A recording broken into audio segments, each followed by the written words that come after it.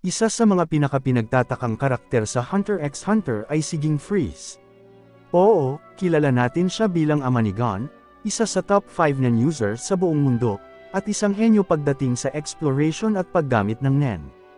Pero kung titignan natin ng mas malalim, mapapansin natin na parang may tinatago pa siyang hindi pa ipinapakita, isang sikreto na posibleng mas malakas pa sa kahit anong ipinakita ng ibang karakter. At dito pumapasok ang isang teorya, na baka may halimaw na nananahan sa loob ni Ging Freeze, kagaya ng nangyari kay Gon nang lumaban siya kay Pitou. Kung babalikan natin ang transformation ni Gon, kitang-kita na hindi iyon basta-bastang Nen ability lang. Parang may kakaibang puwersa sa loob niya na nagising dahil sa sobrang galit at sakripisyo.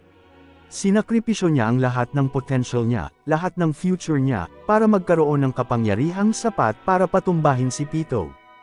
Ang tanong, bakit kaya posible iyon? Normal lang ba na ang isang tao ay makapagbukas ng ganoong klase ng forma? O baka naman may lahing nag-uudyok dito? At kung may kinalaman nga ang dugo, hindi malayo na kay Ging mismo nang galing ang kakayahang ito. Kung iisipin natin, sa Hunter x Hunter, mahalaga ang lahi at pinagmulan ng isang tao. Halimbawa, ang Zoldyck family. Lahat sila ipinanganak na may kakaibang pisikal na lakas at talento sa assassination. Natural na para sa kanila ang maging malupit sa laban.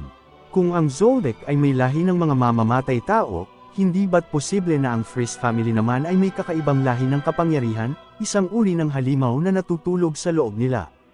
At pagdating kay Ging, mapapansin natin na sobrang misteryoso ng karakter niya. Hindi natin alam ang full ability niya, pero alam natin na siya ay kasing talino at kasing husay ng mga top hunter sa buong mundo. Madalas niyang banggitin na hindi lang lakas ang sukatan ng isang hunter, kundi creativity at kung paano mo ginagamit ang Nen. Pero bakit kaya siya ganito mag-isip? Posible bang dahil alam niyang may kapangyarihan siyang hindi niya gustong pakawalan? Isang kapangyarihang masyadong delikado kaya mas pinili niyang gamitin ang utak at estratehiya, kaysa ipakita ang tunay na laman ng halimaw sa loob niya. Kung titignan natin ang mga palatandaan, una, si Ging ay laging kalmado. Wala tayong nakitang eksena na sobrang nagalit siya o nawalan ng kontrol. Pero minsan, ang mga taong mukhang sobrang composed ay yung mga taong may tinatagong sobrang dilim o sobrang lakas na ayaw na nilang ilabas. Pangalawa, wala pang malinaw na demonstration ng Nen ability ni Ging. Ibig sabihin, pwedeng sadyang tinatago ni Togashi ito para sa mas malaking revelasyon sa hinaharap. Pangatlo, kung matatandaan natin, mismong si Chairman NetEro ay may respeto at mataas na tingin kay Ging. At hindi basta-basta nagbibigay ng papuri si NetEro kung hindi niya alam na may natatagong kakaibang lakas ang isang tao. Kung iisipin natin, baka ang halimaw na ito ay hindi lang literal na transformation tulad kay Gon, kundi isang advanced na bersyon. Si Gon, dahil sa kawalan ng karanasan, ginamit ang kanyang emosyon at sakripisyo para i-release ang halimaw sa loob niya. Pero si Ging, bilang henyo, baka natutunan niyang kontrolin ito. Imbes na mawala sa sarili, baka kaya niyang i-channel ang ganitong uri ng lakas habang nananatiling kalmado at tactical. Ang ibig sabihin nito, baka may halimaw nga si Ging, pero nakakulong ito sa loob ng kanyang puso at utak, at kaya niya itong pakawalan kahit kailan kung kinakailangan.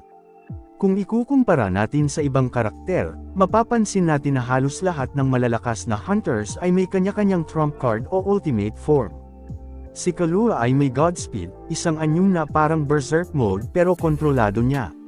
Si Kurapika naman ay nagkaroon ng kontrata na nagbigay sa kanya ng imba na kapangyarihan laban sa Phantom Troop.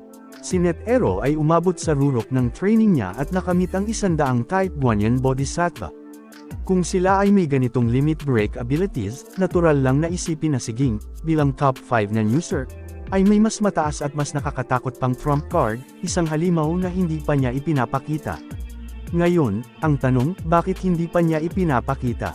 Ang sagot ay simple, dahil hindi tulad ng anak niyang si Gon, si Ging ay hindi driven ng emosyon.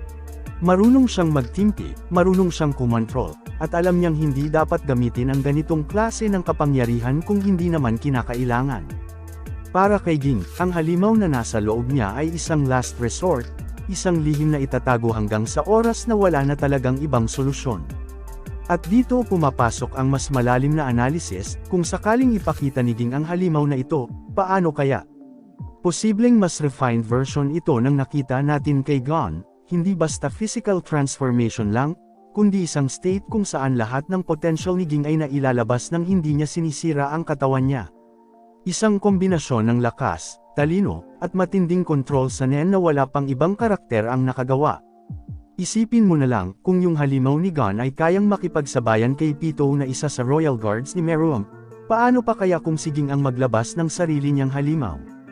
Posibleng ang bersyon niya ay mas advanced, mas matagal ang itinatagal, at mas malakas pa ang epekto. Pwede niyang maging katapat ang kahit sinong malalakas na karakter sa series, maging si Hisoka, si Chrollo, o kahit ang mismong Zoldyck family. At kung iisipin mo pa ng mas malalim, baka ito rin ang dahilan kung bakit napili si Ging bilang isa sa mga kandidato para sa Dark Continent Expedition. Hindi lang dahil sa talino niya, kundi dahil baka alam ng iba na may nakatagong trump card siya. Sa isang lugar na kasing delikado ng Dark Continent, hindi sapat ang utak lang. Kailangan mo ng isang bagay na higit pa sa normal na Nen abilities. At baka nga, iyon ang halimaw sa loob ni Ging Freeze. Kung susumayan, malinaw na may posibilidad na may halimaw si Ging sa loob, isang forma na minana ni Gon pero mas kontrolado, mas mature, at mas nakakatakot. Ang kaibahan lang, si Gon ay gumamit ng emosyon para pakawalan ito, habang si Ging ay ginamit ang talino at kontrol para itago ito. At kung sakaling dumating ang panahon na makita natin ito sa anime o manga, siguradong magiging isa ito sa pinaka-epikong eksena sa buong Hunter x Hunter.